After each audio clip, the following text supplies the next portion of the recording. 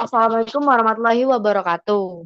Perkenalkan, kami dari kelompok 3 yang akan membahas dan mendiskusikan hasil presentasi kami dengan tema bangunan pantai dan berjudul Breakwater dari mata kuliah Teknologi Produksi dan Perawatan Bangunan Laut kelas B.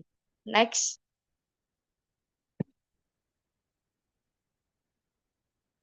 Dengan dosen pengampu Teknik Kelautan Fakultas Teknologi Kelautan ITS, Prof. Herman Pratikno, SCMT, PhD.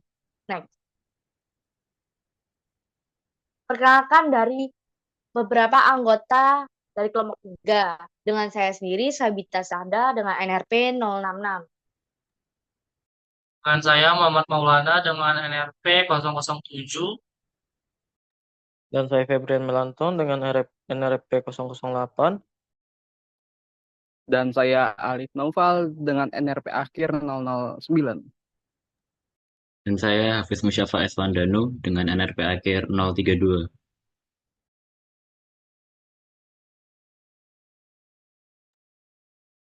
Outline yang akan kita bahas pada presentasi kali ini, pertama ada definisi breakwater, kedua jenis breakwater, ketiga kekurangan dan kelebihan breakwater, nomor 4 efektivitas, dan yang terakhir perhitungan dalam study case.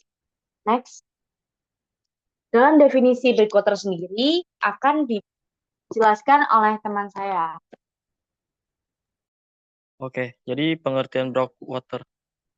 Pemecah gelombang atau breakwater adalah prasarana yang dibangun untuk memecahkan gelombang atau ombak dengan cara menyerap sebagian energi gelombang.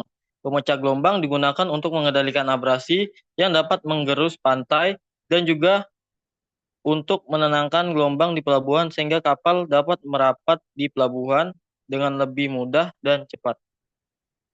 Next.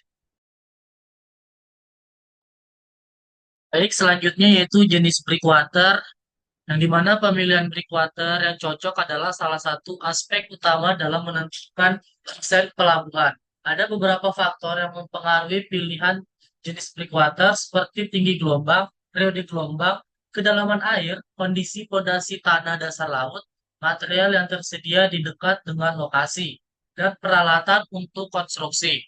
Menurut fitur strukturalnya, pemecah gelombang dapat dikelompokkan menjadi 4, yaitu yang pertama, pemecah jenis miring atau gundukan, yang kedua, pemecah gelombang vertikal, yang ketiga, pemecah tipe komposit, dan yang terakhir yaitu jenis pemecah gelombang khusus atau non-gravitasi. Baik, selanjutnya yaitu jenis breakwater yang sering digunakan. Yang pertama itu ada rubble mount, yang dimana pemecah gelombang rubble mount adalah salah satu bangunan yang bertujuan untuk mematahkan energi gelombang yang terbuat dari tumpukan batu. Dalam hal ini dapat berupa batu alam ataupun batu buatan. Bangunan ini biasanya dibuat untuk melindungi suatu daerah tertentu, misalnya pelabuhan atau daerah wisata bahari. Di samping itu, bangunan ini juga dapat berfungsi untuk menstabilkan muara sungai atau jeti. Yang kedua yaitu monolit, di mana pemecah gelombang monolit adalah pemecah gelombang yang terdiri dari suatu kesatuan struktur. Dalam hal ini, dapat dalam hal ini struktur tersebut dapat terdiri dari satu kesatuan bahan yang masif, atau seperti konstruksi beton yang dicor di tempat, atau terdiri dari beberapa elemen yang dihubungkan sehingga membentuk satu kesatuan. Pemecah gelombang monolit juga mempunyai keuntungan dan kekurangan. Keuntungan utama dari pemecah gelombang ini adalah dapat menghemat material dan pembangunannya dapat dilakukan dengan cepat. Yang sedangkan kekurangannya adalah apabila beban rencana dilampaui dapat terjadi kerusakan yang cukup fatal. Next. Pemanfaatan breakwater. Struktur dari breakwater dapat dimanfaatkan juga untuk melindungi selain untuk melindungi pantai, namun bisa juga dimanfaatkan sebagai pembangkit listrik. Sebagai pembangkit listrik seperti di pembangkit listrik tenaga gelombang Mutrico yang berada di negara Spanyol.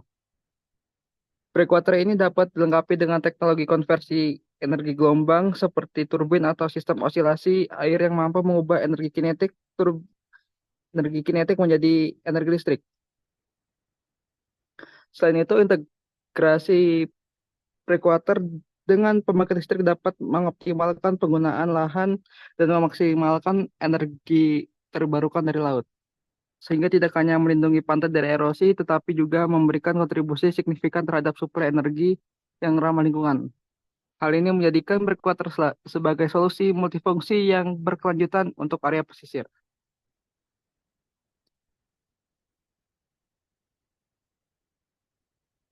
Selanjutnya adalah desain struktur. Desain struktur dari pembangunan breakwater dapat disesuaikan dengan kondisi lapangan dan kebutuhan pembangunan.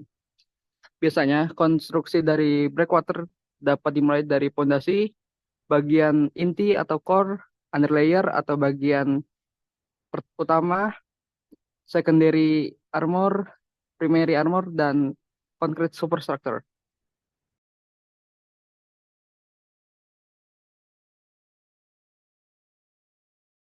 Kelebihan dan kekurangan dari breakwater. Next. Yang akan kita bahas pada saat ini adalah kelebihan dari beberapa breakwater ya. Breakwater merupakan struktur yang dapat melindungi kawasan pesisir dari terjangan gelombang laut. Breakwater sendiri dibagi dari beberapa berdasarkan sisi konstruksinya, yaitu meliputi sisi miring, sisi tegak, dan campuran yang memiliki kelebihan dan kekurangan masing-masing. Nah, pada kelebihan sisi miring, elevasi puncak bangunan rendah, gelombang refleksi kecil atau bisa meredam energi gelombang, kerusakan berangsur-angsur, perbaikan mudah, dan lebih murah. Lalu untuk yang sisi tegak, pelaksanaan pekerjaan lebih cepat, kemungkinan kerusakan saat pelaksanaan lebih kecil, luas perairan pelabuhan lebih besar, sisi dalamnya dapat digunakan sebagai dermaga atau tambatan. Untuk breakwater campuran, pelaksanaan pekerjaan cepat, kemungkinan kerusakan saat pelaksanaan lebih kecil, dan juga luas perairan pelabuhan lebih besar. Next. Dan pada saat ini akan membahas kekurangan dari breakwater sendiri. Pertama, dari sisi miring, jumlah material mungkin lebih besar. Pelaksanaan pekerjaan lebih lama, kemungkinan kerusakan juga lebih besar saat pelaksanaan konstruksi. Breakwater sisi tegak, biaya mahal, lalu elevasi puncak bangunan tinggi dan tekanan gelombang lebih besar. Perlu tempat pembuatan caisson yang luas. Jika rusak, sulit diperbaiki dan diperlukan peralatan yang berat dan juga akan menambah biaya. Erosi kaki pondasi. Breakwater campuran memiliki biaya konstruksi yang mahal, diperlukan peralatan berat, dan perlu tempat pembuatan caisson yang luas. Next. Selanjutnya adalah contoh perhitungan dengan kasus pada Pantai Gelagah. Pada perhitungan ini, yang pertama akan menghitung Iri-Barren number pada tetrapod yang akan dipasang. Berdasarkan pada paper yang kami gunakan, yaitu uji model fisik stabilitas unit lapis lindung pemecah gelombang pelabuhan pada Pelabuhan Sanur, kami mendapatkan massa jenis dari breakwater sebesar 1980 kg per meter kubik dan nilai cot theta sama dengan 2. Theta merupakan kemiringan dari breakwater itu sendiri. Lalu, untuk nilai periode dan nilai gelombang rencana, kami mengambil data 10 tahun yang didapatkan nilai T atau periode sebesar 9,267935 detik dan gelombang rencana sebesar 2,96 meter.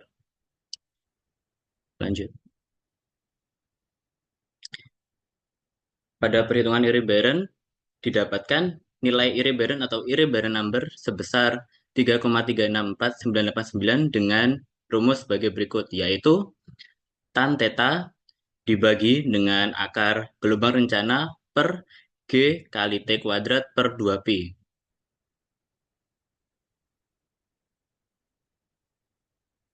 Lanjut. Selanjutnya, menentukan surging breakers atau plunging breakers. Dengan rumus 6,2 kali P 0, pangkat 0,31 dikali akar tan theta yang dipangkatkan dengan 1 per P plus 0,5, kita bisa mendapatkan shear transition sebesar 3,536 dan hal tersebut lebih besar dari nilai Iri-Barren yang telah kita dapatkan, sehingga bisa disimpulkan termasuk dalam plunging breakers. Selanjutnya menentukan nilai DN50, W50, dan volume per butir.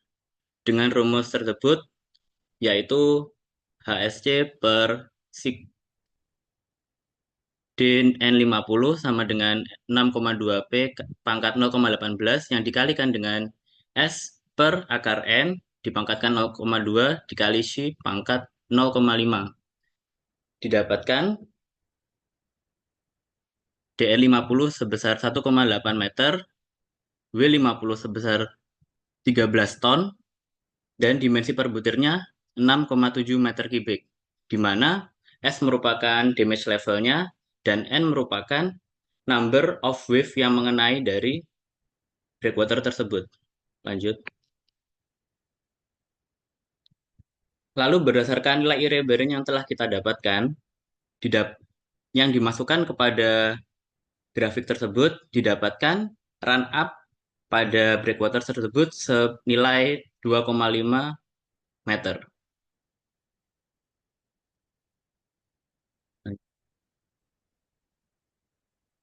Berikut merupakan referensi yang kami gunakan untuk mendiskusikan tentang breakwater.